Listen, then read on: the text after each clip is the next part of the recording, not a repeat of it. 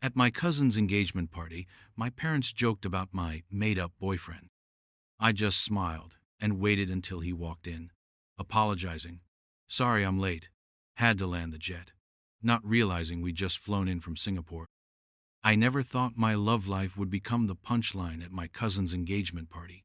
But that's exactly what happened last weekend. My name's Emma Taylor, and for the past 6 months, I've been dating this amazing guy named Jack Reynolds. He's a commercial airline pilot, which means he's often thousands of feet in the air while I'm stuck firmly on the ground managing a boutique marketing firm in Boston. Our relationship has been incredible, if complicated by distance. Jack flies all over the world while I'm typically chained to my desk, but somehow we've made it work. Weekend visits whenever his schedule permits, late-night FaceTime calls from hotel rooms in different time zones, and occasionally, when I can swing it, I tag along on his layovers. That's how we ended up in Singapore last week. Jack had a 3-day stopover, and I had vacation days burning a hole in my pocket. The thing is, my family had never actually met Jack. Between his erratic schedule and our family gatherings always happening when he's halfway across the globe, it had never worked out.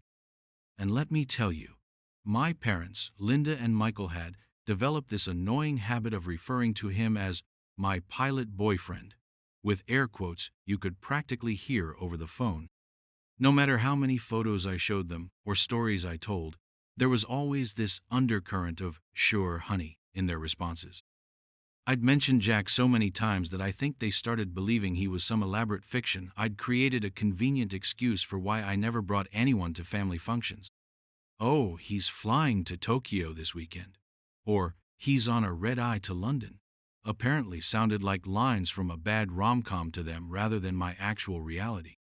The engagement party for my cousin Olivia Martinez and her fiancé Nathan Wilson was being held at the Overlook, one of those painfully hip rooftop venues in downtown San Francisco, with Instagram-worthy views of the Golden Gate Bridge.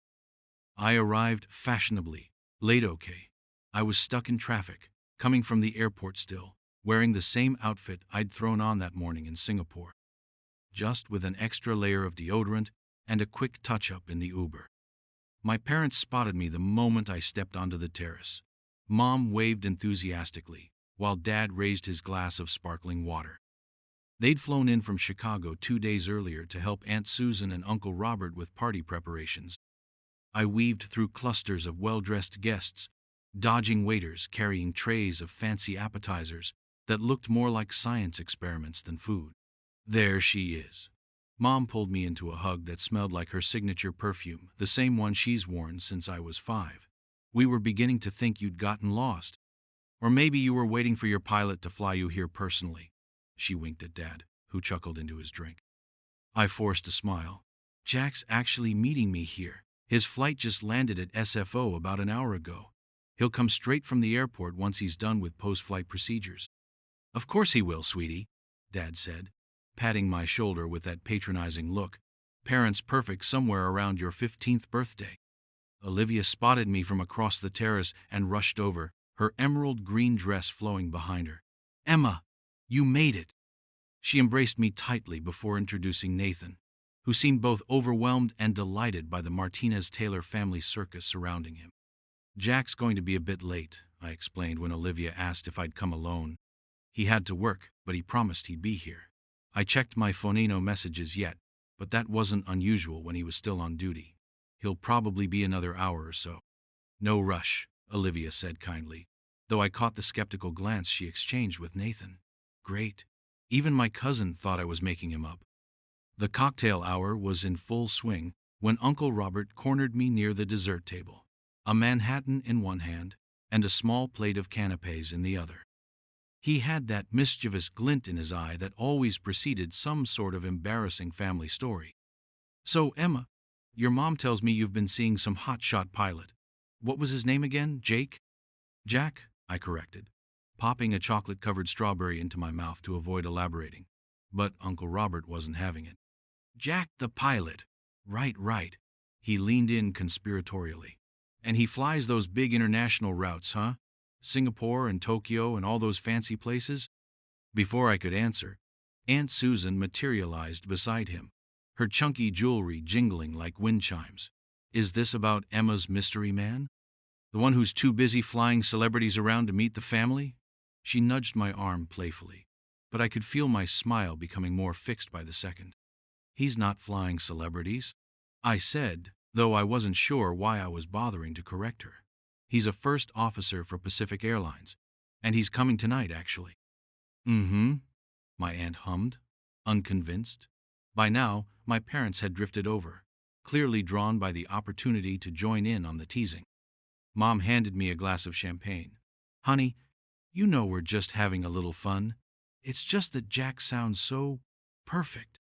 Handsome pilot who travels the world, speaks 3 languages, volunteers with rescue dogs in his spare time, and apparently looks like he stepped out of a magazine, Dad finished, raising his eyebrows.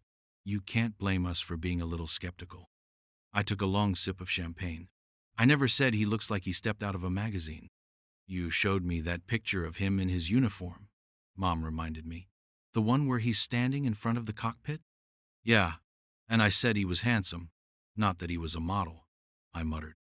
Uncle Robert chuckled. You have to admit, Emma, it all sounds a bit convenient.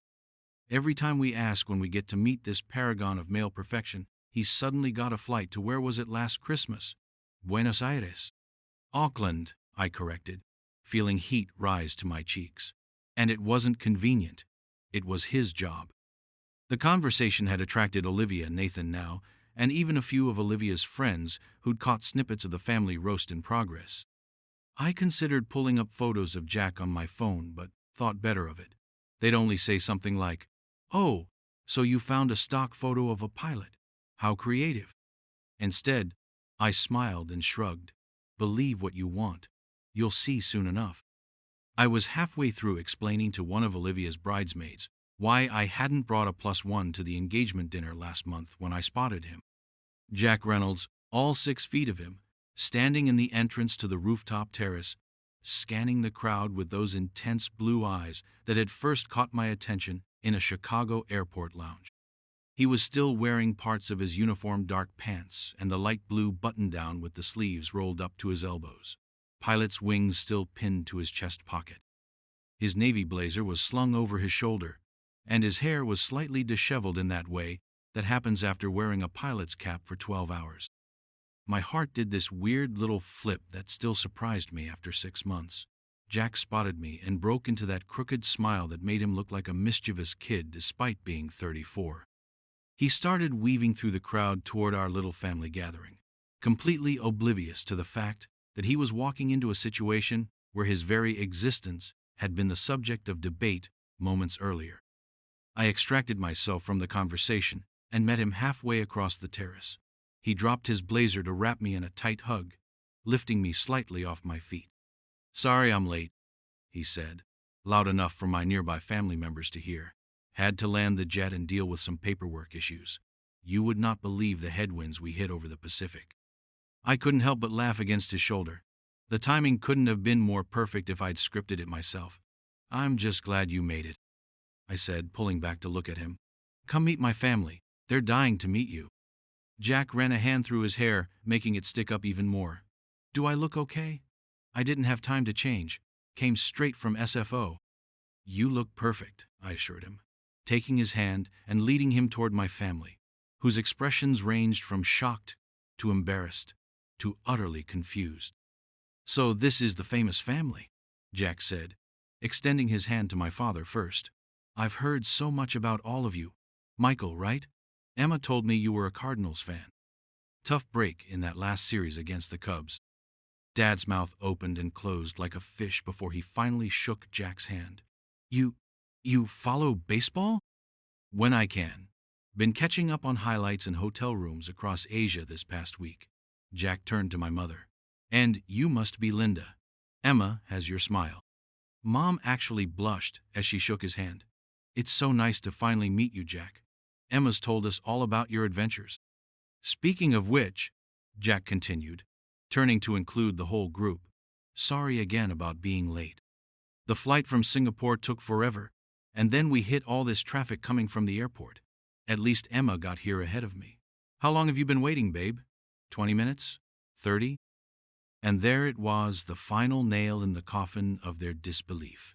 I hadn't told Jack about my family's jokes or skepticism. He had no idea that he just confirmed we'd truly been in Singapore together, exactly as I'd been telling them. The expression on my mother's face was worth every single minute of the 6 months of teasing. For once in her life, Linda Taylor was completely speechless. Dad recovered more quickly, clearing his throat and launching into a barrage of aviation questions that Jack fielded with patient expertise. Uncle Robert had the decency to look sheepish as he introduced himself, while Aunt Susan kept glancing between Jack and me, as if trying to solve a particularly challenging puzzle. "So, you really are a pilot," she finally said, the statement hanging somewhere between a question and an admission of defeat. Jack looked confused. "Last time I checked," he said with a laugh. "Been flying commercially for about 8 years now. Why did Emma tell you I was something else?" No. Mom jumped in quickly, shooting me a warning glance. "We just haven't heard much about you." I couldn't hold back anymore. "Are you kidding? I've told you everything about Jack for months. You all just decided I was making him up." Jack's eyebrows shot up. "You thought she was making me up?" Olivia, bless her, decided this was the perfect moment to swoop in and save my family from their collective embarrassment. "Jack, it's so great you could make it. I'm Olivia, the bride-to-be, and this is my fiancé, Nathan." She gestured to Nathan, who looked thoroughly entertained by the whole situation. "Congratulations," Jack said, shaking both their hands. "Sorry again for crashing your party in my work clothes. The airline doesn't exactly build in time for wardrobe changes." Nathan laughed. "No worries, man. Just glad Emma wasn't sitting alone all night while we celebrated. That would have made us feel terrible." "More terrible than assuming her boyfriend was imaginary?" I muttered, just loud enough for my mother to hear. She had the grace to wince. As the evening wore on, Jack became the unofficial center of attention. Everyone wanted to hear about his life as a pilot, and he obliged with stories that managed to be interesting without veering into the territory of showing off. He told them about the time he'd had to divert to Anchorage during a medical emergency, about the celebrities he occasionally spotted in first class, though he never named names professional discretion, and about the strange foods he'd tried on layovers in cities around the world. I watched with a mixture of pride and amusement as my family fell under the same spell that had captured me 6 months earlier in that airport lounge. Jack had this way of making everyone feel like the most interesting person in the conversation, even when he was the one doing most of the talking. He remembered details about people seconds after being introduced, asked thoughtful follow-up questions, and laughed genuinely at everyone's jokes, even Dad's terrible aviation puns. "Your family's great," Jack whispered to me during a brief moment alone by the dessert table, "though I'm still processing the fact that they thought I was a figment of your imagination." I sighed, handing him a plate with a slice of chocolate cake. "Try not to take it personally. They've always had this thing about my dating life, like they can't quite believe anyone would be interested in their perpetually single daughter." Jack frowned slightly. "That's ridiculous. You're amazing," says my definitely real boyfriend, I teased, leaning against his shoulder. Later, as the party was winding down, Mom cornered me near the bar while Jack was engaged in what appeared to be an intense conversation with Uncle Robert about fuel efficiency. "I owe you an apology," she said, looking genuinely contrite. "We shouldn't have doubted you about Jack." "No, you shouldn't have," I agreed, not making it easy for her. "It's just, you talked about him like he was perfect. The job, the looks, the personality, it seemed too good to be true." She glanced over at Jack, who was animatedly explaining something with his hands. "But he seems wonderful, sweetheart. And he clearly adores you." I felt my irritation softening. "He is wonderful, Mom. That's what I've been trying to tell you guys for months." I know. She squeezed my hand. "Your father and I just worry when relationships start with so much distance." "We make it work," I said firmly. "It's not always easy, but we make it work." The party ended around midnight, with Olivia and Nathan being the last to leave, off to continue celebrating at some downtown club with their friends. Jack and I helped my parents and aunt and uncle clean up a bit, gathering stray glasses and plates before the venue staff shooed us away, insisting it was their job. In the elevator down to street level, Uncle Robert finally addressed the elephant in the room. "So, Jack," he said, his voice carrying the slight slur of a man who's had exactly one too many Manhattans, "how does it feel to go from being an imaginary boyfriend to the real deal in one night?" "Robert!" Aunt Susan hissed, elbowing him sharply. Jack just laughed, his arm draped comfortably around my shoulders. "Well, sir, I've always been real. But I have to say, it's nice to finally have empirical proof of my existence acknowledged by the Taylor Martinez Extended Universe." We parted ways in front of the building, with promises of brunch the next morning before everyone flew home to their respective cities. Jack and I opted to walk the few blocks to our hotel, enjoying the cool San Francisco night air after the warmth of the crowded party. "You know," Jack said as we waited for a light to change, "it was kind of fun making that entrance. The looks on their face, especially your dad's, when I mentioned Singapore." I laughed, leaning into his side. I couldn't have planned it better myself. For a minute there, I thought Mom was going to faint. "Why didn't you tell me they didn't believe I existed? I could have been sending selfies from cockpits around the world as evidence." I shrugged. "I guess I wanted them to meet you in person. Photos can be faked, according to the conspiracy theorists in my family. But you in the flesh, apologizing for being late because you had to land a jet? That's pretty irrefutable." Jack stopped walking, turning to face me under the glow of a street lamp. The light caught the silver wings pinned to his pocket, making them gleam. "Well, Miss Taylor, now that I've been proven to exist, what's next for us? Any other family members need convincing? Perhaps a cousin twice removed who thinks you photoshopped all our vacation pictures?" I pretended to think about it. "I believe my entire family has now been thoroughly convinced of your corporeality. Although," I trailed off, a smile playing at my lips. "Although," he prompted, "my high school reunion is next month.